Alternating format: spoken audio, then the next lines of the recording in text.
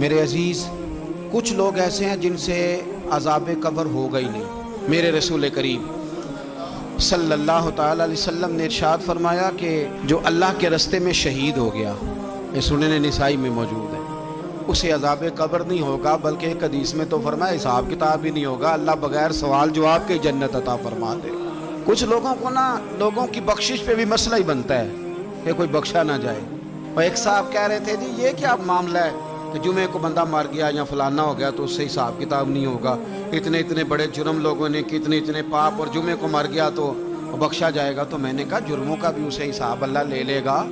لیکن میاں حساب کتاب کی ڈیوٹی نہ اللہ کی ہے تو بہتر یہ ہے کہ اسی کے ہاتھ میں رہے، تو نہ اپنے ہاتھ میں لینے کی کوشش کر۔ سنن ترمذی کی حدیث۔ ہمیں پتہ نہیں کیا مصیبت ہے، ہمیں پتہ نہیں کیا مسئلہ ہے۔ ایک جنازے سے میں نکلا، آپ یقین کریں کبھی کبھی کلیجہ پھٹ جاتا ہے۔ میں ایک جنازے سے نکلا تو میرے ساتھ ایک بندہ جنازہ پڑھ کے نکلا تو کہنے لگا جی پیر صاحب دیکھیں آج کتنی دنیا آئی ہے، حالانکہ یہ بندہ اس طرح کا تھا، اس طرح کا تھا، اس طرح کا تھا۔ میں نے اسے کہا یار تجھے تو فکر ہی لگ گئی ہے کہیں جنت میں چلا ہی نہ جائے، تو اس طرح کرنا جنت کے دروازے کے سامنے کھڑے ہو جانا ڈنڈا لے کے کہ میں نے نہیں جانے دینا۔ شرم آنی چاہیے ہمیں۔ اللہ فرماتے ہیں جنت اتنی چوڑی ہے جتنے زمین و آسمان، اس کی چوڑائی زمین اور آسمان کے برابر ہے، تو ہم تو اپنے علاوہ کسی کو جانے نہیں دینا چاہتے جنت میں۔ اور بس کریں، جنت خدا کا فضل ہے، اور اللہ فرماتے ہیں میرا فضل میں جسے چاہتا ہوں عطا کرتا ہوں۔ یہ سنن ترمذی کی حدیث،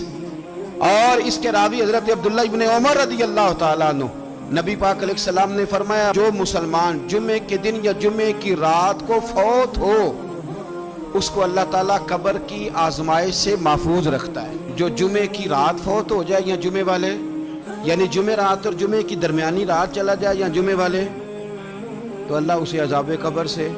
تو میرے عزیز جو بندہ شہید ہو اس سے عذاب قبر نہیں ہوتا، جو آدمی جمعے کے دن یا جمعے کی رات چلا جائے اسے بھی عذاب قبر نہیں ہوتا۔ اور میرے رسول کریم صلی اللہ تعالیٰ علیہ وسلم نے فرمایا جو بندہ ایک دن اور ایک رات،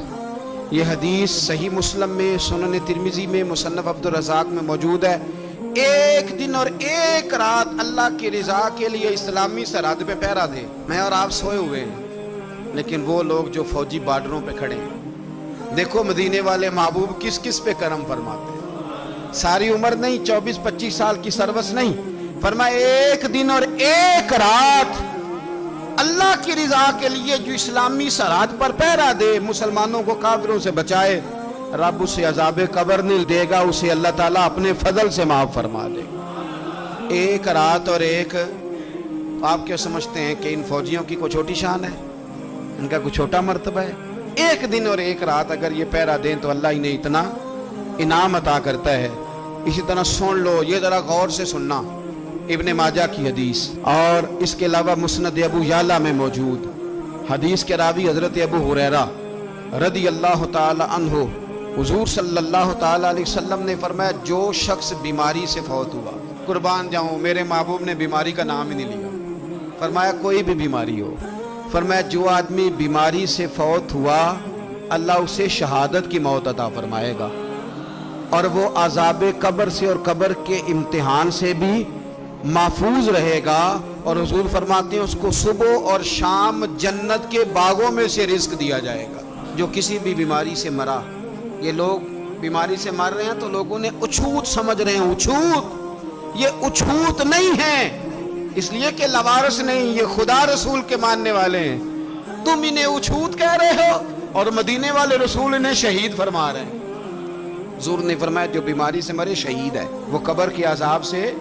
محفوظ رہے گا اور جنت کے باغوں میں سے اللہ رزق دے گا۔ لوگ کہتے ہیں دیکھو جی بڑا تانگ ہو کے دنیا سے گیا ہے، تو اس بندے کو بھی عذاب قبر نہیں ہوتا۔ اسی طرح جو بندہ سورہ ملک پڑھتا ہے، سنن ترمذی میں حضرت ابن عباس سے روایت ہے کہ حضور صلی اللہ علیہ وسلم کے ایک صحابی نے ایک جگہ خیمہ لگایا تو وہاں سورہ ملک پڑھنے کی آواز آتی، کوئی بندہ پڑھنے والا نظر نہیں آتا تھا۔